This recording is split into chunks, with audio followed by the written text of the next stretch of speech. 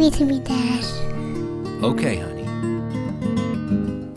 The Berenstain Bears learn about strangers.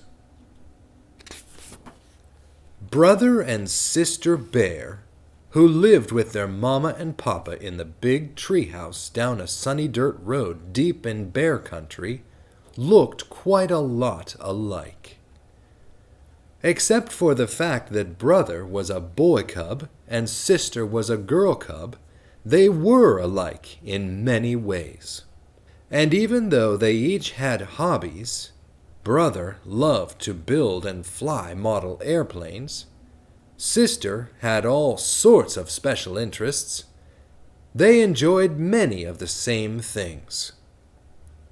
Bike riding, baseball, soccer, frisbee, and just getting out and enjoying nature.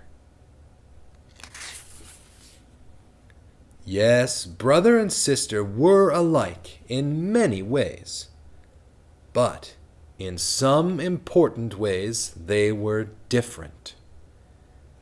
Brother Bear was cautious and careful and a little wary of strangers. Sister, on the other hand, wasn't the least bit wary.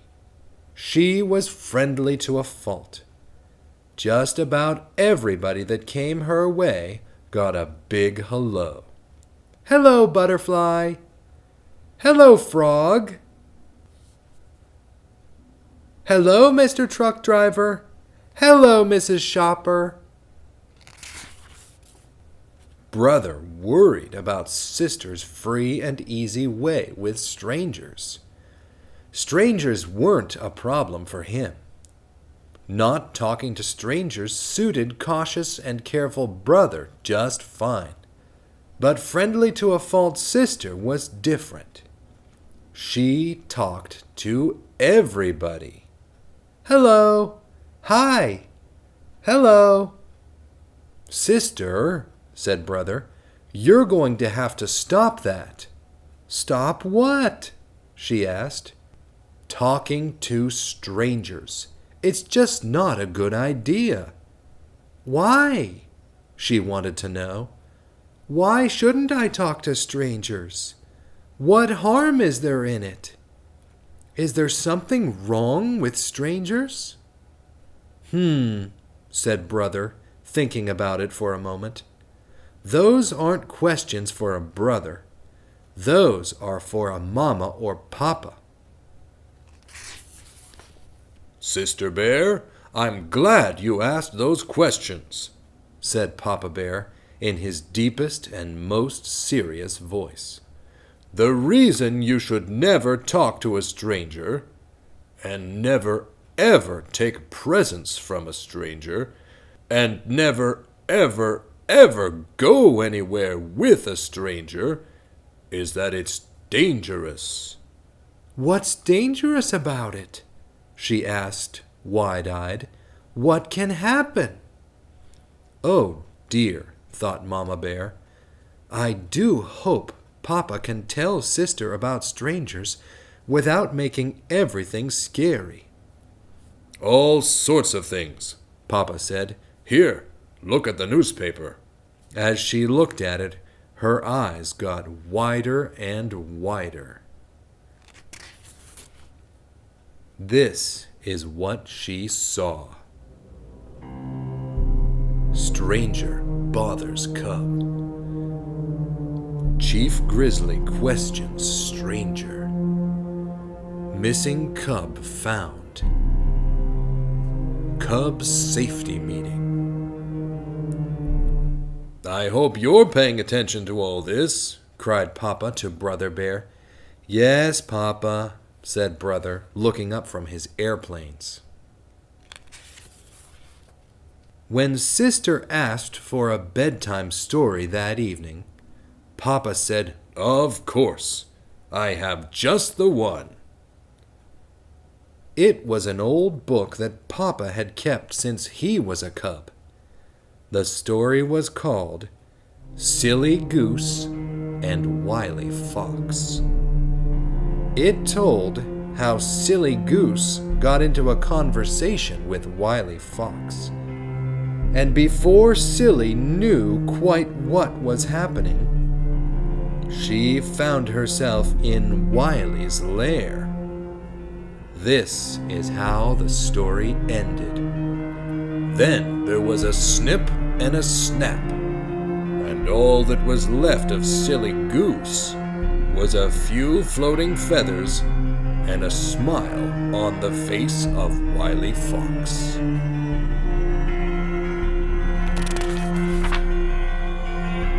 Sister had a hard time falling asleep that night. Her mind was filled with those headlines. There was even one that said, "Silly Goose missing.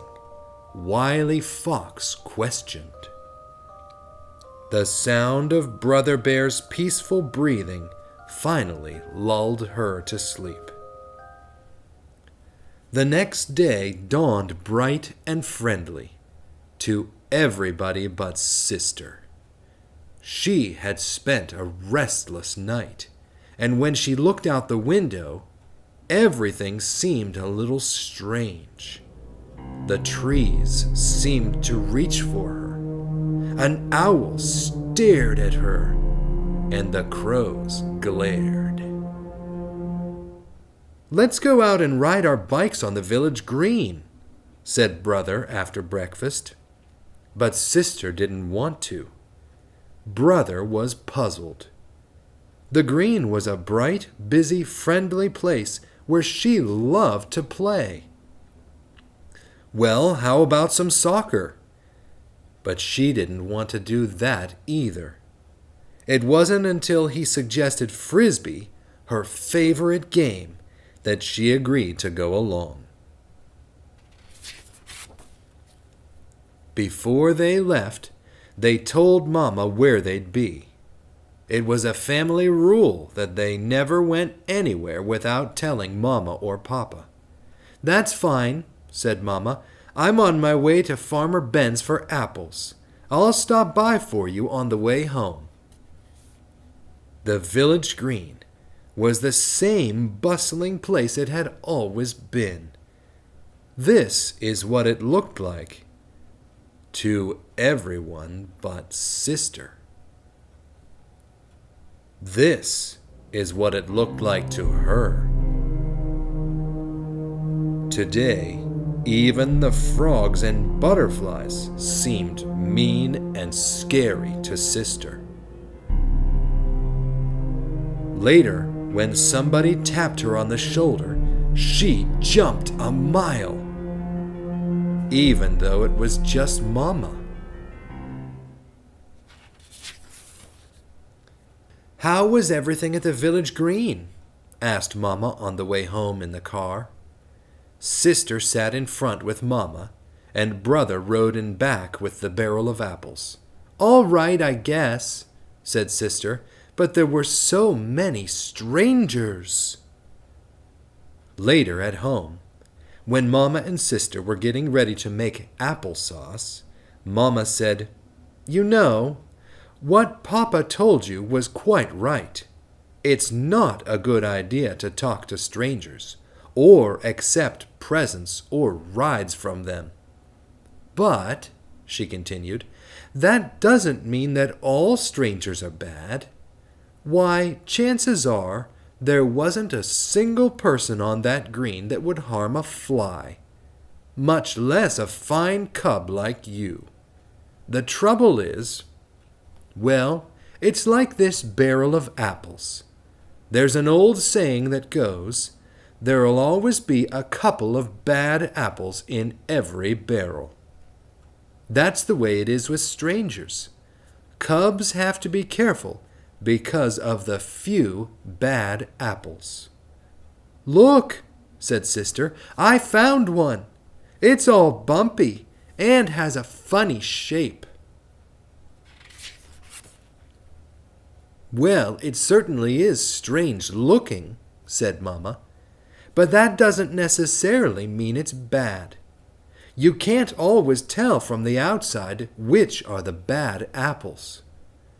She cut it in half, See, she said, it's fine inside. Now here's one that looks fine on the outside. But inside it's all wormy. Yuck, said Sister. What's up? Asked Brother. A bad apple, said Sister. Double yuck, said Brother. Hey, I'm going to the meadow to fly my new pusher plane. Want to come?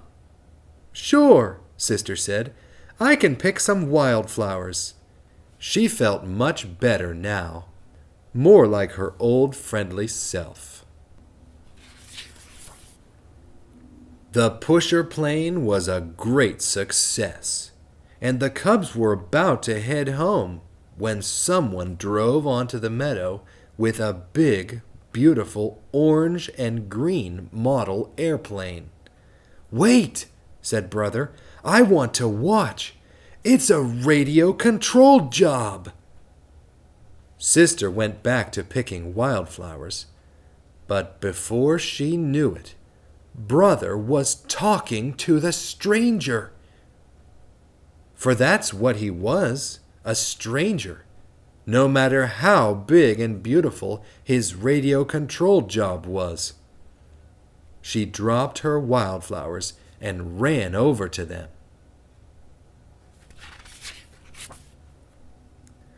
I'm going to send it up and follow in the car, the stranger was saying. Want to come along? Wow, said Brother, and he would have, if Sister hadn't grabbed his arm and said, Don't you dare! The stranger drove off, following his airplane, and Sister ran home shouting, Brother talked to a stranger! Brother talked to a stranger!